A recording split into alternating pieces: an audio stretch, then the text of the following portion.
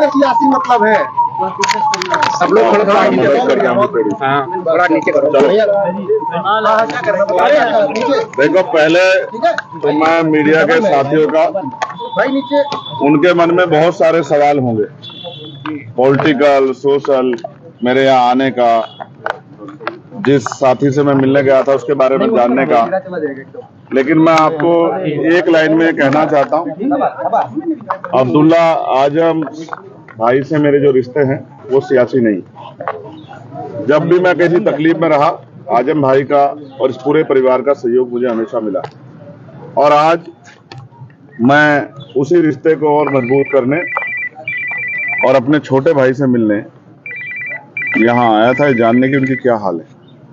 मुझे बहुत खुशी हुई। मैं सोचता था कि जेल में है तो परेशान होंगे, लेकिन जिस ताजगी के साथ मुलाकात हुई, इससे ये पता लगता है कि वो बहादुर आदमी अपनी लड़ाई को लड़ रहे हैं, और जो हालात हैं वो उससे वो किसी छिपे हुए नहीं। मैंने उनके मुकदमे को भी पढ़ा है, ऑर्डर भी पढ़े हैं, किस तरह की चीजों में उनके सजा हुई भी पढ़ी है। मैं बस ये कहना चाहता हूँ मीडिया को के माध्यम से, जिनको कहना चाहता हूँ उनको चला जाएगा, सड़क से लेके और संसद तक हम इस लड़ाई को लड़ेंगे। हम इस लड़ाई को अकेले नहीं छोड़ेंगे, उनको, उस पूरे परिवार को, हमारा परिवार। आज जिस तकलीफ में है, हमें इस बात का दुख है कि सत्ता में बैठे लोग सत्ता के अहंकार में उनका दमन कर रहे हैं, और तमाम लोग इसका तमाशा देख रहे हैं। ये भी इतिहास में लिखा जाएगा कि जब एक परिवार को, जिसने लंबे समय सेवा की उत्तर प्रदेश की, कमजोरों की, मजलूमों की, आज अगर उसको जरूरत है तो सब लोग उनके इस दर्द में शामिल नहीं हो रहे। मुझे इस बात की तकलीफ है। और जिस तरह के फर्जी मुकदमे लगा के और तमाम चीज, जब वादी कह रहा है कि मेरा कोई नुकसान नहीं हुआ है, सरकार कह रही है कि हमने कुछ खरीदा नहीं है, लेकिन फिर भी सजा सजा सजा, रोज नए मुकदमे, ये सब ये साबित करती हैं कि ये सरकार की देखरेख में हो रहा है। जब मौका मिलेगा, आगे ताकत बढ़ेगी, इन सारे फर्जी मुकदमों की जांच कराई जाएगी, और फर्जी मुकदमे करने वाले उन अधिकारी कर्मचारियों का विशेष ख्याल रखा जाएगा जिन्होंने ये सब चीजें, इस अपराध को, ये गैर कानूनी है तो इलीगल है तो ये अपराध है, इस अपराध को खारिज करने में सरकार की मदद की। संयोग है कि आज आपकी अब्दुल्ला से मुलाकात हुई और आज अखिलेश यादव भी रामपुर में जो है इनके परिवार से मिल रहे हैं। क्या ये इसका क्या मतलब समझे? मैं क्या कह सकता हूँ? आप देखिए, ये उनका अधिकार है। अखिलेश जी बड़े अच्छे नेता हैं और आज उनको परिवार की याद आई, मिलने गए हैं, तो ये अच्छी बात है, जाना चाहिए। लेकिन मुझे मेरे छोटे भाई से मिलना था। मैं पूर्व विधायक जी से नहीं मिला, मैं अपने छोटे भाई से मिलने आया था, और मैं वचन दे कहता हूँ कि मैं परिवार के साथ खड़ा। और मैं ये भी स्पष्ट कर देता हूँ आपको कि वो जुल्म के आगे टूटने वाला नहीं है, परिवार टूटेगा नहीं। मैंने उनकी वालिदा को देखा, पूर्व एमपी साहब को, क्या हालात थे उनके मैं जानता हूँ। लोग बताते थे कि उठ नहीं पाती थी, 2 लोग पकड़ के ले जाते थे बाथरूम, तब भी उन्होंने इतना जुल्म सहा, सिर्फ इसलिए कि आजम भाई की पत्नी है। अभी आपने कहा कि कुछ लोग साथ नहीं दे रहे हैं, किसकी तरफ इशारा था? नहीं, मेरा एडमिनिस्ट्रेशन और जो सिस्टम है उससे मैं वो कर रहा हूँ। आप अखिलेश जी की तरफ मत ले जाइए।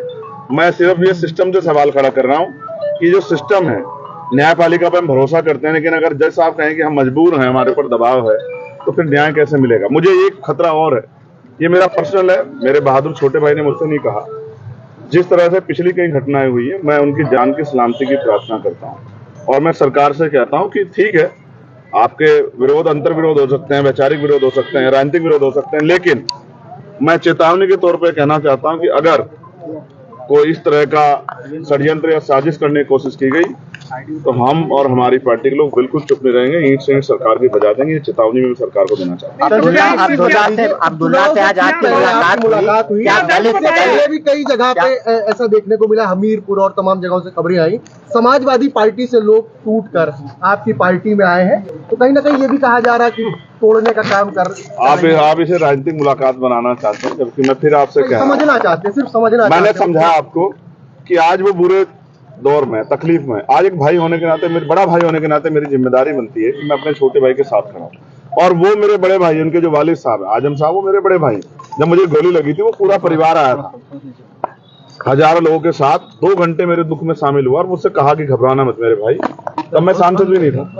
तो जिन्होंने मेरे बुरे शब्द में एक इंच, जो 1 कदम मेरे लिए चला है, मैं उनके लिए 100 कदम चला। अच्छा सर, इसका संदेश तो जाएगा ही, भले आपकी निजी मुलाकात है दलित मुस्लिम पर, ये चूंकि चुनाव भी, इसमें ऐसे में संदेश तो जाएगा। ये आप जाति के आधार पर जोड़ रहे हैं? ये नहीं, जाति के आधार पे नहीं, ये संदेश तो चला ही जाएगा। आप इससे ये क्यों नहीं कहते कि एक परेशान साथी के साथ एक परेशान साथी खड़ा हुआ? तो ये मुलाकात एक वो जो जुल्म सह रहा है और एक जिसके ऊपर जुल्म हुआ है। गोली उत्तर प्रदेश में किसी और पे चली है क्या? पिछले साल से सर बंद है, 1 साल हो गया, इससे पहले भी आपके मुलाकात साथ नहीं पता है, लगातार परिवार के जरिए मेरी बातचीत होती है, उनके साथी जो यहाँ थे उनके जरिए मैं जानकारी लेता हूँ। मैं इसको पॉलिटिकल नहीं बनाना चाहता था इसीलिए, लेकिन अब मेरे पास ऐसे इनपुट थे कि अब ज्यादा मेरे भाई को मेरी जरूरत है, तो ऐसे समय पर मेरा चुनाव में घूमना या वो सब चीजें बाद में मैंने उनको लिया और मेरा मन था कि पहले मैं जाके मिलकर उनके हालात को जानूं। अच्छा, बात क्या हुई? क्या कुछ दर्द तकलीफ कुछ बताई हो? कुछ वो भी तो शेयर कीजिए। आप जेल के अंदर का हम लोगों को नहीं पता चलता ना, थोड़ा सा बताइए। आपको क्या लगता है एक बहादुर आदमी क्या कभी अपनी तकलीफों को बयां करता है?